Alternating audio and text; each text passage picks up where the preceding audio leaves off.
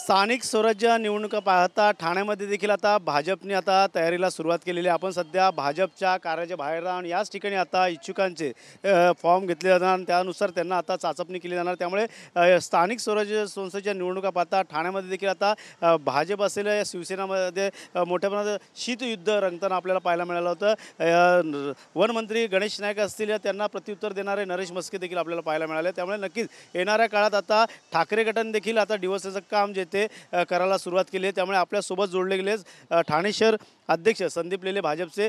Sir, काय सांगाल, एकंदरीत पाहता निवडणुकाचा काळ आलेला आहे आणि या दरम्यान अनेक इच्छुक देखील आता या ठिकाणी याला सुरुवात झाली आणि पाहायला गेलं संजय केळकर असतील या इतर लोकांनी देखील सांगितलं येणाऱ्या काळात आमचाच महापौर बसेल. का वाटतं येणाऱ्या काळात कशा प्रकारे भाजपची तयारी केलेली आहे?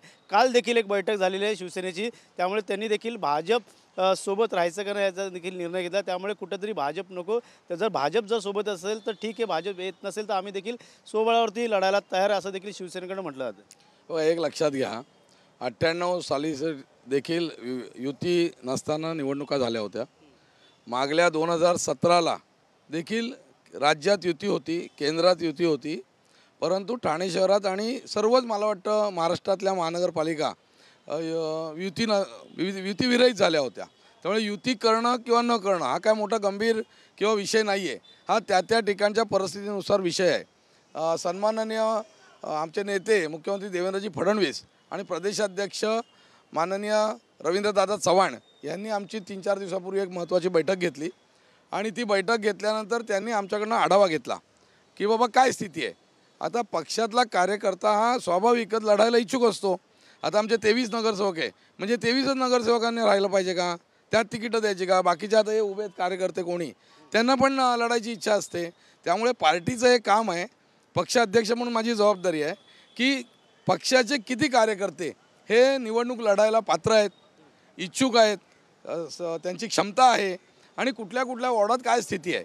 आता 131 उमेदवार उभे करायचे आहेत, त्याच्यात साधारणतः 9 SC ST येतात, 3 ST येतात आणि साधारणतः यावेळेला 27% OBC आरक्षण किंवा जे काय असेल ते पकडलं तर 33-34 OBC येतील आणि उर्वरित सगळे खुले आणि महिला 50%. आता या सगळ्या प्रवर्गामधून भारतीय जनता पार्टीच्या कार्यकर्ते जे गेले 5 वर्ष, 8 वर्ष, 10 वर्ष, 15-18 वर्ष काम करतायत, बूथ रचना करतायत, ज्यांनी विधानसभेसाठी युतीचं काम केलं, लोकसभेसाठी युतीचं काम केलं, आता त्या कार्यकर्त्याला असं वाटतं की मला देखील निवडणूक लढायला मिळावी. आता एका कार्यकर्त्याला वाटतं, तिथे 4 कार्यकर्त्यांना पण वाटतं, त्यातल्या एकालाच मिळतं. पण म्हणून कोणालाच मिळू नये म्हणून सर्वांना अन्याय करावा असं काही पक्षप्रमुख म्हणून कोणी भूमिका घेऊ शकत नाही. परंतु ती इच्छा कार्यकर्त्यांची आहे, त्यानुसार आम्ही चाचपणी घेतो आहे की सगळ्या वॉर्डांमधनं कोण कोण इच्छुक आहे, काय परिस्थिती आहे आणि ती वेळेत पूर्वतयारी करणं ही गरजेची असते आणि म्हणून आम्ही आज कार्यक्रम घेतला आहे.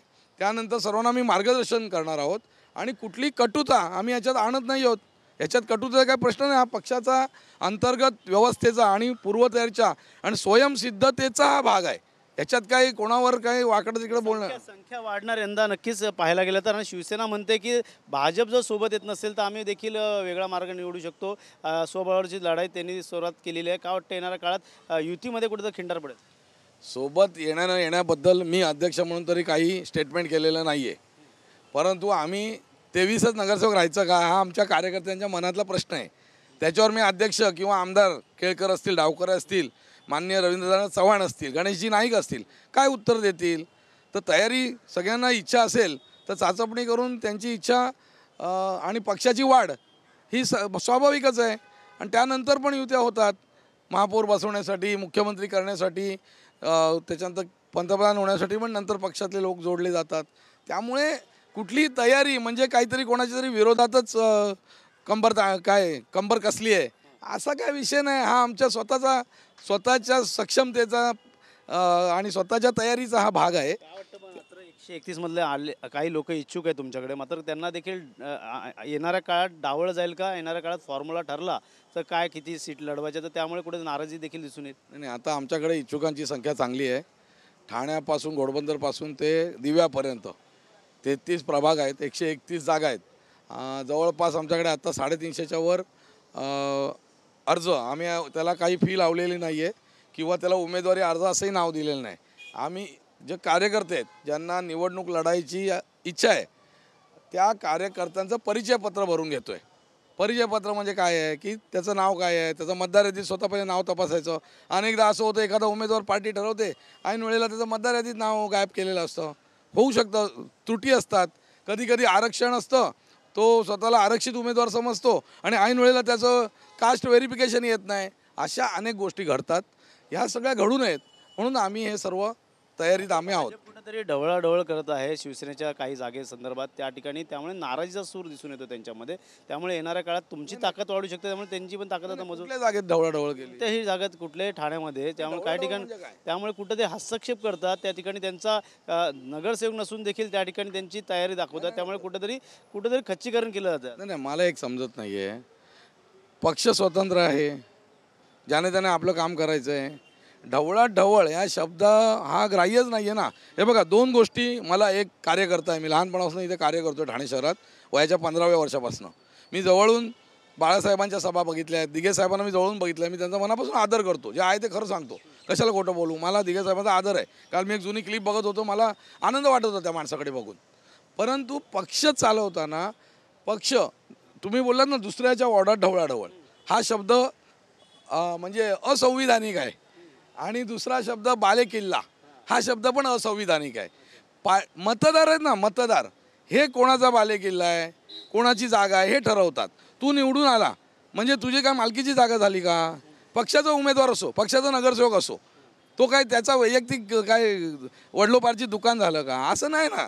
दुसऱ्या कार्यकर्त्याला तिथे काम करायची. जशी पक्षांतर्गत नगरसेवक असून सुद्धा एखादा इच्छुक होतो की नाही होत.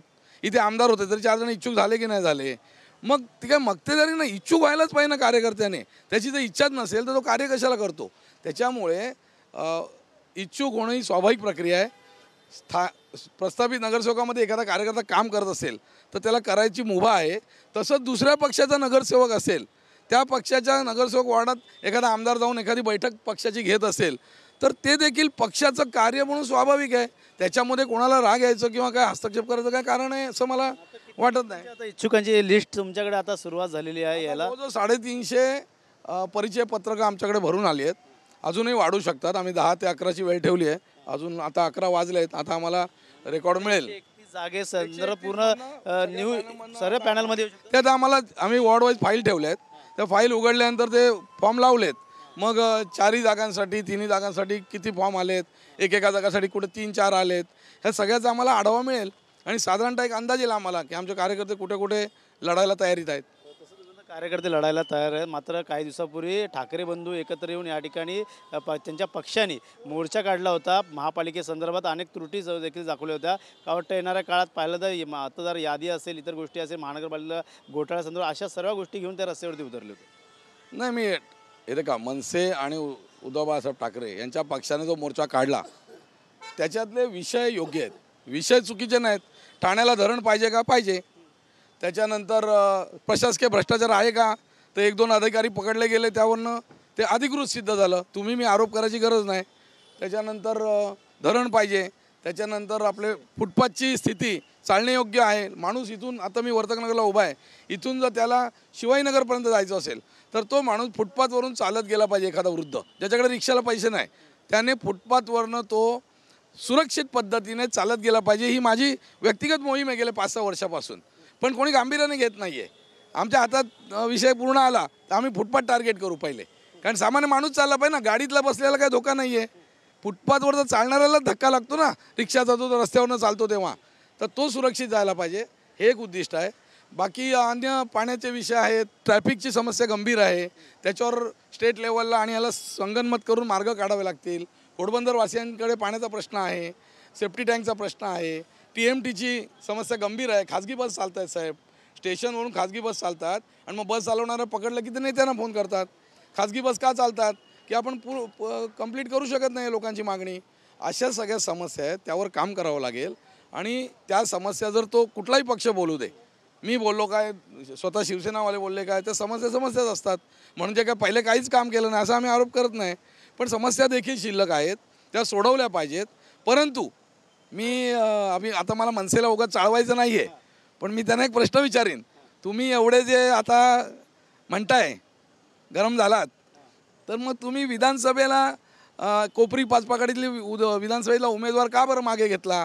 तेव्हा तुम्हाला नागरी प्रश्न, या समस्या आणि त्याचं केंद्र याविषयी काही तेव्हा तुम्हाला काय भावना वाटली नाही का? तुम्ही जर तो उमेदवार मागे नसता घेतला ना, तर मग तुमची विश्वासार्हता थोडी आता तुम्ही जी दाखवता त्यापेक्षा थोडी अधिक झाली असती, एवढंच मला म्हणायचं आहे. नक्कीच पाहायला गेलं तर ठाकरे गटाचे माजी खासदार राजन विचारे यांनी देखील आता डिवसण्याचा प्रयत्न केलेला आहे. नरेश म्हस्केंना त्यांनी देखील सांगितले की उठा उठा, दिवाळी आली, कुठेतरी आता बिल्डरकडे सुपारी घेण्याची वेळ आली. अशा प्रकारचं आता त्यांनी म्हटलं का वाटतं येणाऱ्या काळात आता महानगरपालिकेसंदर्भात अशी लोक आता कुठेतरी इमारत व्यावसायिक असेल इतर लोकांची कामं घेऊन जातात.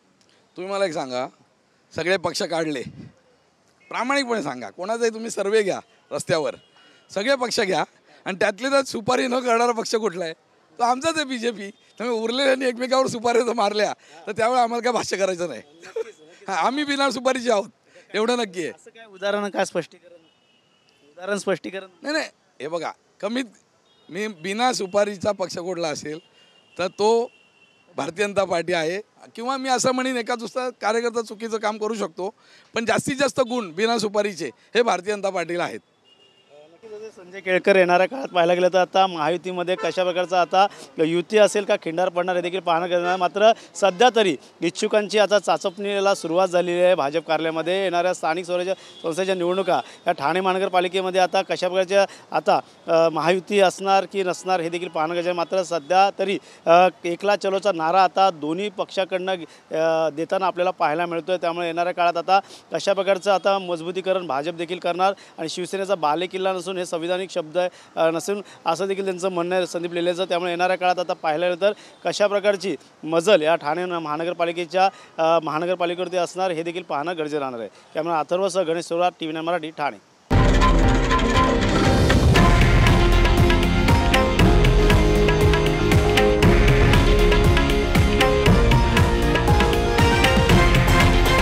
हे आहे देशातील नंबर 1 न्यूज नेटवर्क आणि आपण पाहत आहात TV9 मराठी, एकमेव.